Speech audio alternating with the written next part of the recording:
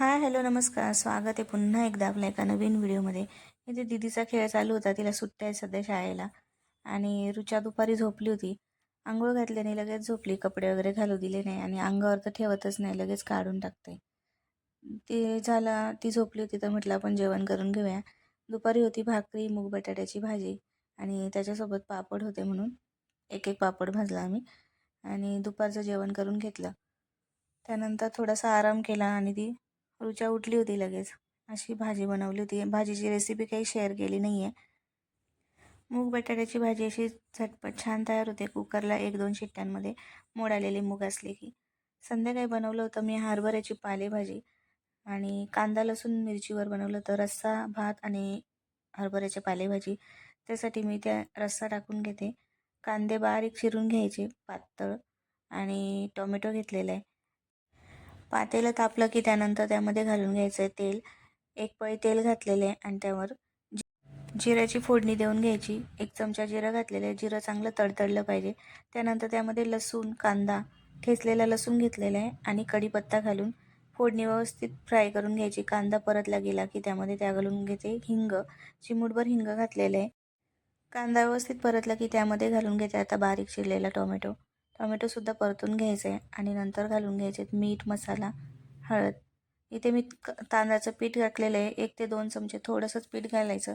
वाटण नसलं तरी छान लागतो, मग जाडसर होतं. पीठ व्यवस्थित परतलं गेलं की त्यामध्ये घालून घेते तिखट, लाल तिखट घातलं आहे, हळद अर्धा चमचा आणि गरम मसाला घातलेला आहे 1 चमचा.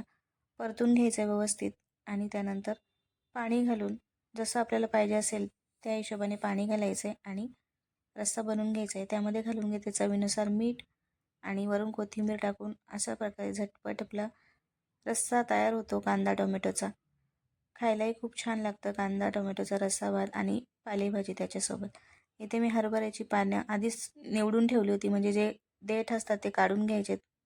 जी कोवळी कोवळी भाजी असते ती काढून घेतलेली आहे. आता बारीक चिरून घ्यायची. ही भाजी खायला खूप छान लागते. एकदा नक्की करून बघा भेटली तर. हरभऱ्याची पानं अशी बारीक चिरून घेतलेली आहेत. स्वच्छ धुवून घेते. तोपर्यंत कांदे कापून घेते. कांदा, मिरची आणि लसूणची फोडणी द्यायची. लसूण ठेचून घ्यायचा आणि मिरच्या जशा आपल्याला तिखट पाहिजे असेल त्या मी इथे 4 ते 5 मिरच्या घेतलेल्या आहेत. 4 घेतल्या आणि नंतर 1 मिरची घेतली होती. मोठ्या मोठ्या मिरच्या कापून घेते. जास्त बारीक तुकडे करत नाही. त्यानंतर लसूण ठेचून घेतला आहे. अशा प्रकारे कांदा, लसूणवर मिरची जी आपण पालेभाजी बनवतो ती खूप छान लागते. तेल टाकून घेते आणि तेलावर जिऱ्याची फोडणी द्यायची. जिरं आणि हिंग घालून घ्यायचे. त्यानंतर मिरची, कढीपत्ता आणि कांदा घालून घेते. कांदा व्यवस्थित परतला की त्यामध्ये भाजी घालून घ्यायची. बारीक चिरून घेतली होती भाजी. अशी तेल कांद्यावर भाजी खूप छान लागते. चवीनुसार मीठ घातलं आहे आणि वाफेवर 5 मिनटं शिजू द्यायची परतून घेतल्यानंतर. अशा प्रकारची हरभऱ्याची पालेभाजी एकदा नक्की करून बघा. चणा डाळमध्ये सुद्धा करतात ही भाजी.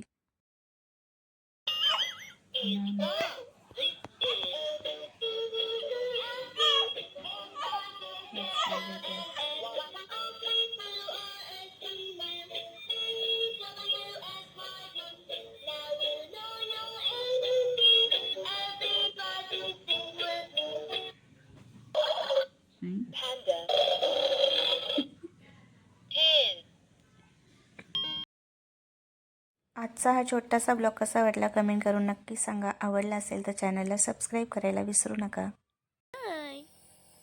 कसं कसं करायचं?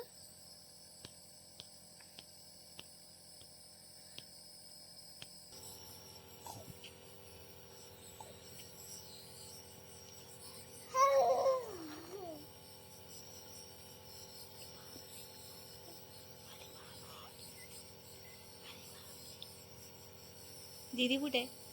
दीदी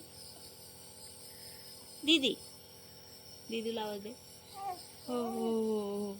तोंडात नाही घालायचं.